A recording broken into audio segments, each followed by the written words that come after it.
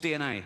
It's like a blueprint for life. It determines what you're like, what sex you are. How many sexes are there? 2.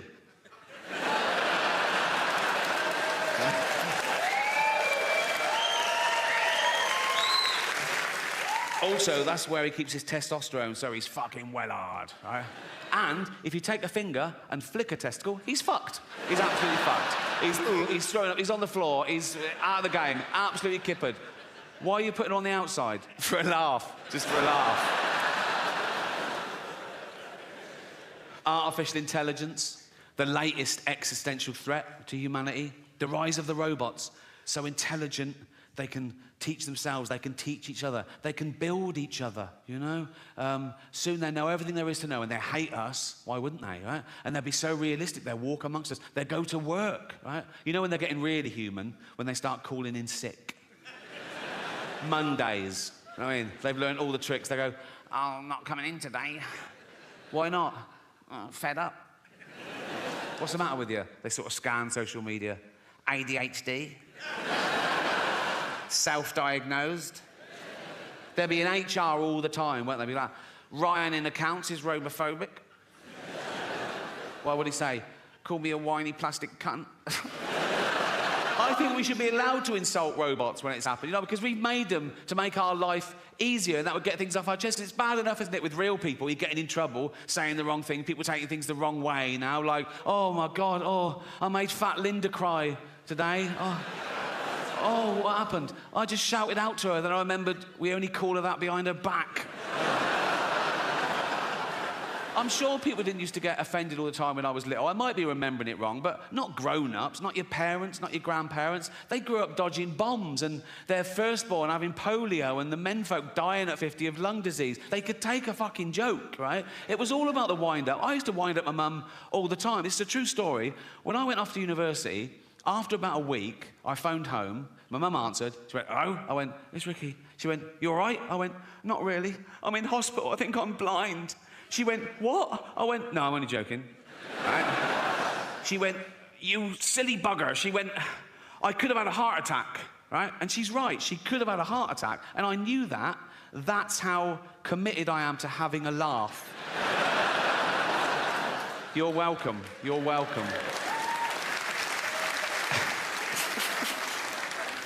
Space travel, the last-ditch attempt. When we fuck this planet completely, can we leave its dying husk and move to a new one and start again? I don't think so. Not in my lifetime. Probably not in yours. You know, it's like the closest one, the only one viable, is Mars, and that's 9 months away on a rocket. Right? It's got no atmosphere, an average temperature of -70 degrees. How's this for irony? Scientists are working out whether they can detonate nuclear warheads in the crust to release the frozen water to cause an atmosphere and get a little bit of global warming going. I mean, I don't know. It's only billionaires have got enough money to waste on exploration. There's nothing out there, you know. It's like, now you can do space tourism. Have you heard of that? You can pay $150,000. They shoot you into space for an hour, and you float around going, I'm in space.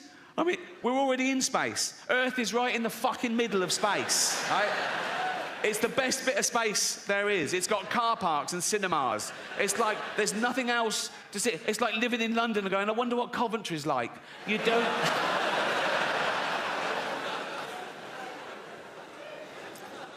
But I'm optimistic. I am. I think people care about the planet deep down. I think it's just that most people on the planet don't realise that most people on the planet are destroying the planet. Most people don't realise that in my lifetime, we've wiped out 70% of all animal populations. And what's left en masse on the earth of animals is 36% human, 60% farm animals just to feed humans, and 4% wild now. People don't realise that we have to tear down entire rainforests, the lungs of the earth, just to grow grain, to feed these cows, to feed us. We steal grain from third world countries because they want hard currency. They can't even feed their own people. We take their grain, feed our cattle. Meat eaters. If you eat meat every day, if you gave up 1 day a week, we'd feed another 100 million people. But I think people care. It's out of sight, out of mind. Think of the animal that most people know, their dog. They love their dog. They wouldn't let anyone hurt their dog. And a dog is a cow, is a sheep, is a deer. People love their dog so much, they won't even watch a fictional thing where a dog gets hurt. And I get that. There's a website, it's a real website, it's called doesthedogdie.com, right?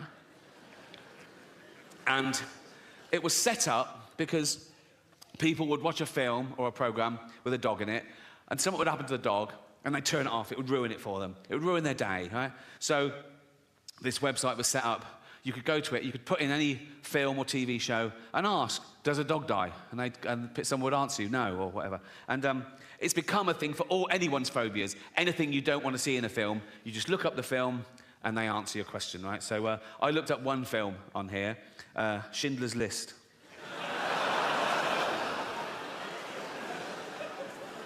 Absolutely real. Schindler's List, doesthedogdie.com. Right? First question, does a dog die? No. Does a cat die? No. Are any animals abused? Someone answers, there is a chicken that's handled roughly, but otherwise unharmed. Now, I love animals more than anyone I know, but if I was Jewish, I'd be slightly offended by this avenue of questioning. Imagine that in real life. Imagine someone says, oh, yeah, my grandparents were murdered by the Nazis. You go, oh, what happened? Oh, they were dragged from their house and sent to the gas chamber. Oh, was a chicken hurt? What? But as I say, it's become, you can ask any question about anything. Someone says, is there child abuse? Is teeth damaged? Is there a hanging? Does someone struggle to breathe? Yeah. Well, yeah, yes. Someone says, does someone fall downstairs? Who's scared of slapstick? It's like... Anyway, so this website was founded in 2010, so it's run about 13 years, right?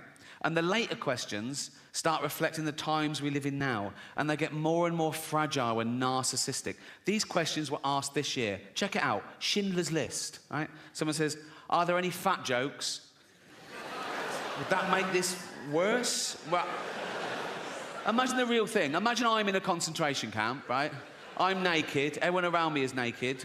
We've got a commandant herding us towards a gas chamber, and he goes, move it, fatty, right? And I go, rude.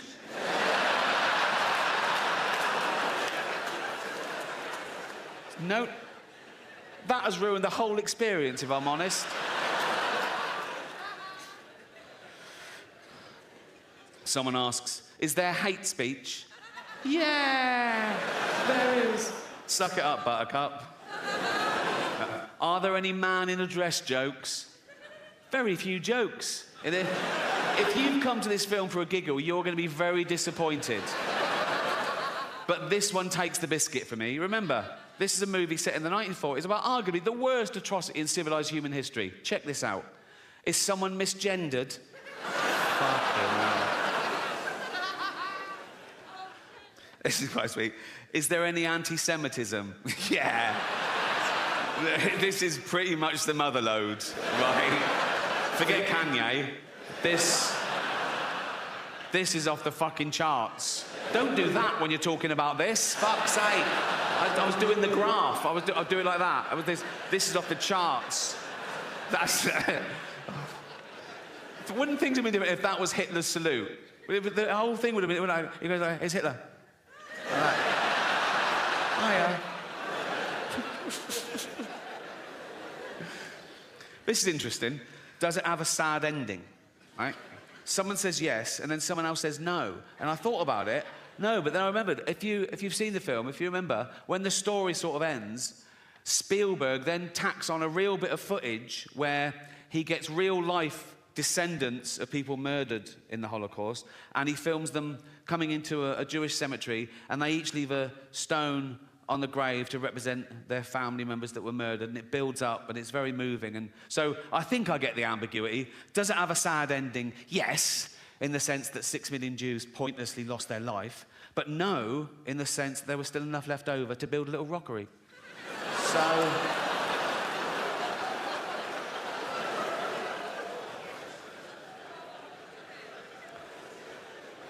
I asked one question myself on this. Is James Corden in it?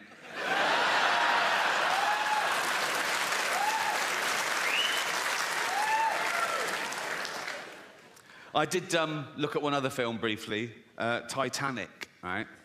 And it's got all the same sort of questions. And the one where it goes, are any animals harmed? Someone answers, There were no explicit scenes of animals being harmed, but Rose did have a goldfish, which probably didn't make it.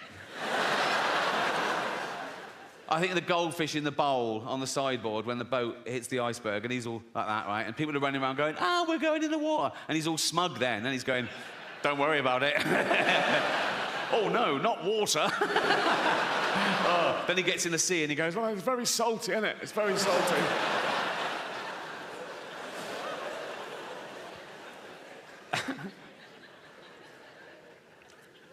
I'll leave you with a true story. It's still on the theme of does the dog die? When I was 7 years old, my mum took me to the cinema to see a film called Old Yeller. Beautiful film, yeah, made in the late 50s and sort of set in the Wild West on this homestead. And it's about a kid who adopts this little junkyard dog and he calls him Old Yeller and they grow up together. And it's a buddy movie. It's a love story between this kid and his dog. And eventually, when the dog's big and, you know, he protects this kid in the wild, he fights a cougar and a bear and a wolf or whatever. But towards the end of the film, the kid's about 13, maybe, it takes a dark turn. I remember the kid sort of looking at Old Yeller, who's locked in the barn, and the mother's suspicious, right? And she goes, "Is it Old Yeller all right?" "Yeah, he's fine, he's fine." But the kid knows that he's been bitten, right? And soon, Old Yeller starts foaming at the mouth and, getting aggressive. And the mother turns up with a gun, and the kid goes, "No." And she goes, "You know we've got to do it, boy." He goes, "Yeah, but he's my dog. I'll do it." And he shoots his own dog. And I was like in floods for like a year, right? Anyway, fast forward, right, a few years ago, I was on tour, I was on a train, and I get a text from Jane, and she says, "Oh, I'm finally watching Old Yeller." And I sent back, "Oh, enjoy," right? I didn't think, right? 20 minutes later, I get a text. "Nothing happens to that dog, does it?" Oh, I couldn't believe my fucking luck. I thought she knew, or... So I sent back, "No, of course not." 1 hour later, I get a text, "You cunt."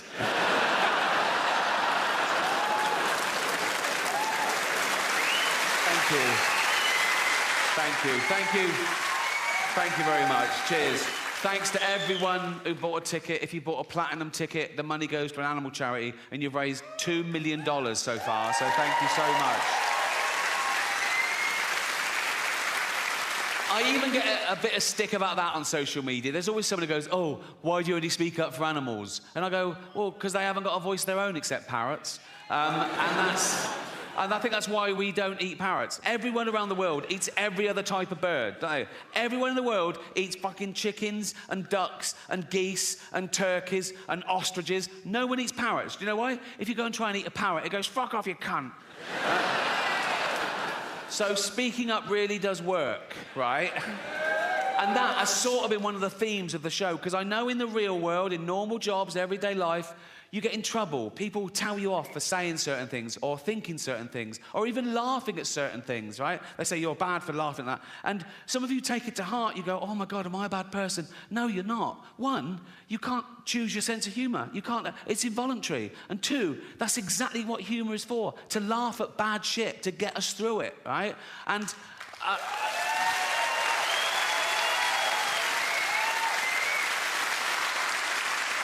And we've established you can't even choose your own thoughts. How often have you been on a train station and you've suddenly thought, "What if I just push that bloke?"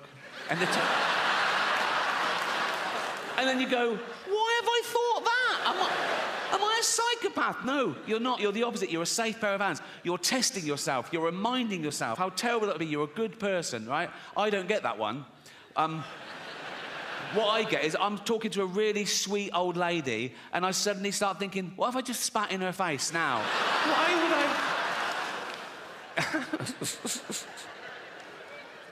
I... Another theme of